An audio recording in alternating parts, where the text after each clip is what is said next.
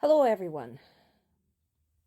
As tough as this war has been on the people of Ukraine, they're definitely paying back their invaders and the subpar living conditions in Russia, the economic troubles, just the general state of destruction there, with lots of people outside of cities living without running water and indoor plumbing. That all is not helping. So far, the dissent against the war in Ukraine is not just coming from the soldiers, and we'll touch upon that in a minute, but it's also coming from their families. I mean, my attitude is like, took you long enough to figure that out. The families of the soldiers who were sent to Ukraine should have spoken up very early on when they realized that, first of all, their loved ones were sent somewhere and they weren't told where. And second of all, when they stopped hearing from them, they couldn't get the bodies back. And then, when they could get the bodies back, if they could get the bodies back, they were told to lie about how their loved ones died.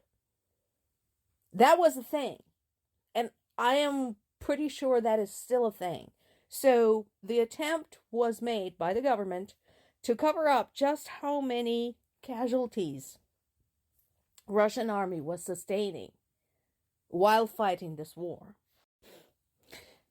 So on the heels of his demand for all women to give birth to 8 children, Putin is trying to pacify the military wives with money or suppress their statements by trying to discredit them on the internet.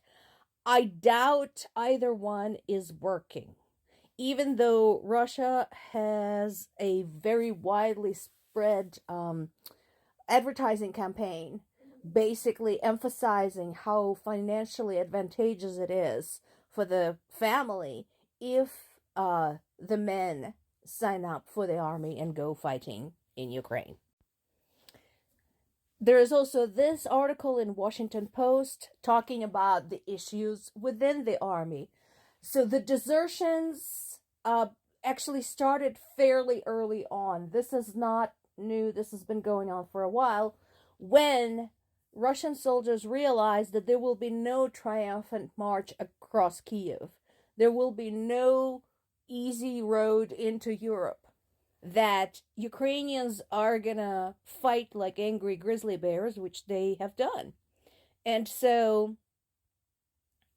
in addition to acts of self-sabotage due to extensive use of drugs and alcohol, they're also talking about mutual betrayals, murder, etc. And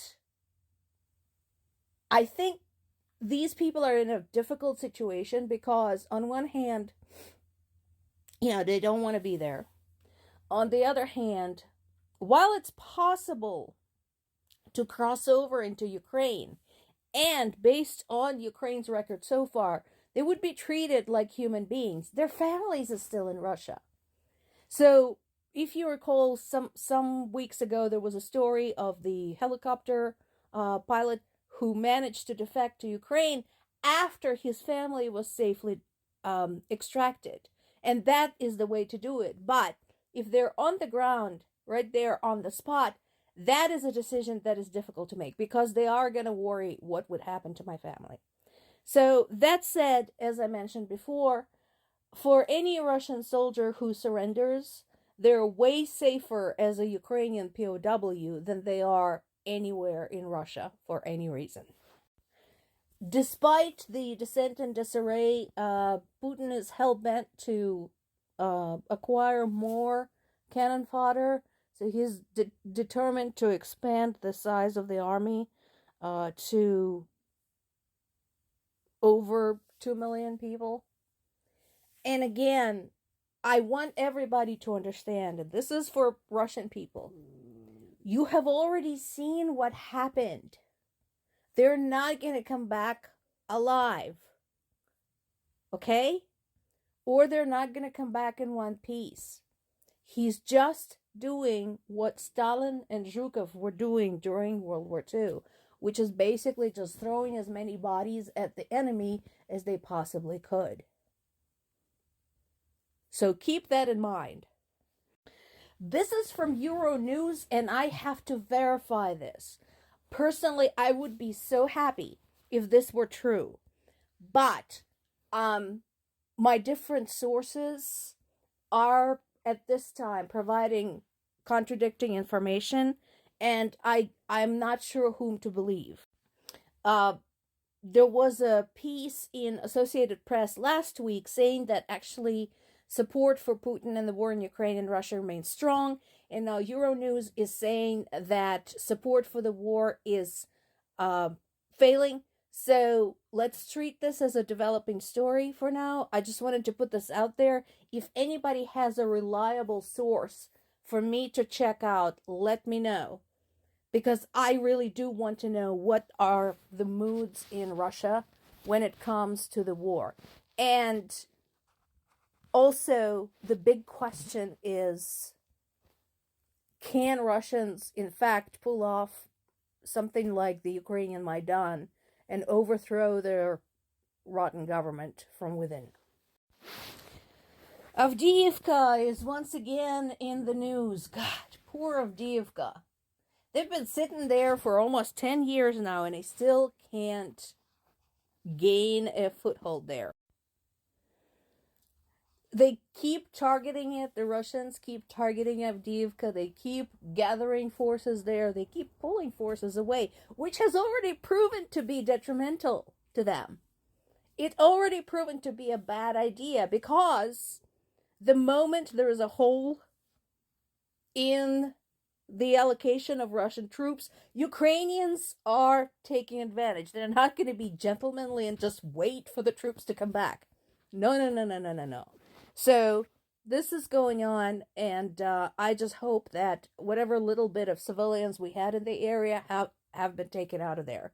Because the last time there was a major attack on Avdiivka, there were still handfuls of civilians, including children, in the area. So hope they're out.